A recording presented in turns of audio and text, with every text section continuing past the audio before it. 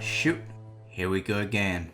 Square has just released a new trailer showing off what we can expect of the new Remind DLC coming to Kingdom Hearts 3 later this year. And whoo boy, does it look good. As per tradition, we'll be taking a look at that trailer and try to squeeze as much information out of it as we can.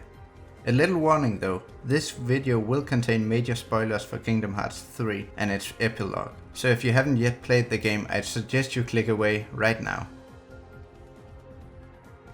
Alright, I'll assume that if you're still here, you've played the game, so let's get going. The very first scene is of the Keyblade Graveyard version of Where Nothing Gathers, and it turns grayscale for a moment with a bit of grain noise effect, probably to give off the vibe that we're looking back in time or remembering something.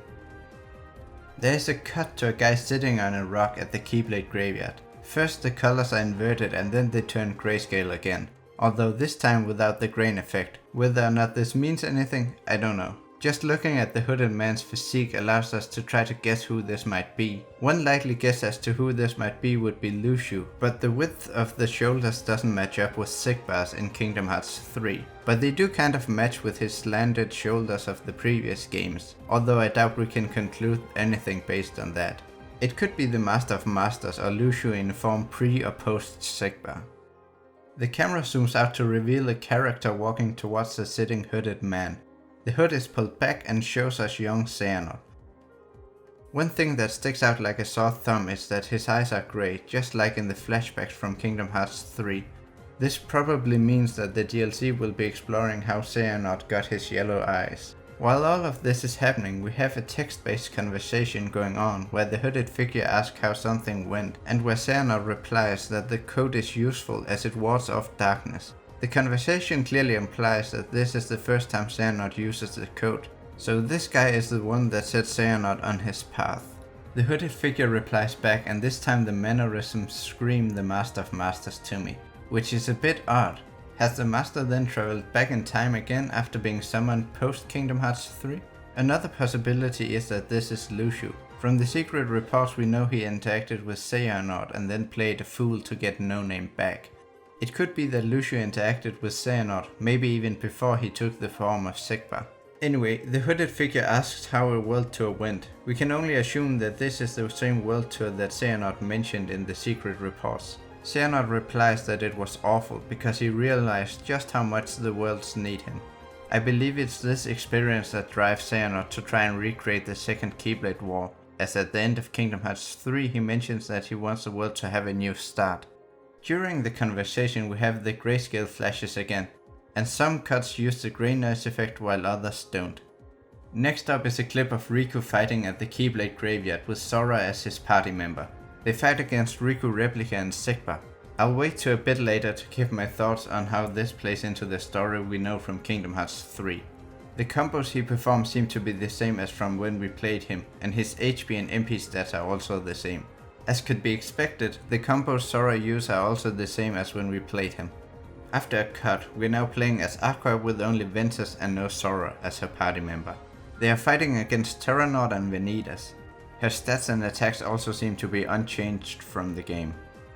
The final Keyblade Graveyard fight is of Roxas playable with Xion and Axel as party members, fighting Saïx. Roxas has both more MP and HP than Riku and Aqua, and is of course dual-wielding Oathkeeper and Oblivion. Just like Riku, he does not have a shot lock. His attacks are extremely cool and clearly draws from the Roxas fight of KH2FM. He seems to be just as broken as when he was Sora's party member. Alright, now we've seen all of the Keyblade Graveyard fights, so how do they fit into the story we know?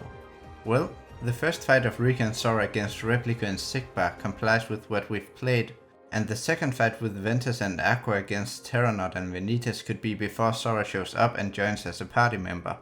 Where the problem really lies is the third fight of Roxas, Xion and Axel fighting together, as this never happened in the game. One of the options is that the story is retconned for these three to fight together. Another is that this is a parallel universe kind of deal, which I would greatly dislike if it turns out to be true. A third option, which is my favorite, is that all of these fights are kind of like the data organization fights of KH2FM, where you can choose which enemies to fight and who to fight them with. Anyway, moving on. Here Sora is turning into a new form, very reminiscent of Ultimate Form with the grayscale color scheme, but clearly different as the pants doesn't have the zebra theme. The pants do have a logo that matches the teeth of the Oathkeeper, that resembles the kanji symbol for light. The angle changes and the symbol can be seen on the hood as well. As one might expect because of the pants, this form has the Oathkeeper keyblades. It's nice to see another form using just the keyblade, like second form. I really like the look of the combos in this form, they look great. The form gives me a bit of Final Form vibes, as for part of the combo the keyblade actually floats around him just as in Final Form. One weird thing about this gameplay clip is that the HUD is completely gone, maybe to hide some details? Now we're in Olympus where Luzord is talking to Xigbar. I bet this conversation happens right after Xigbar's words that were cut short in the game.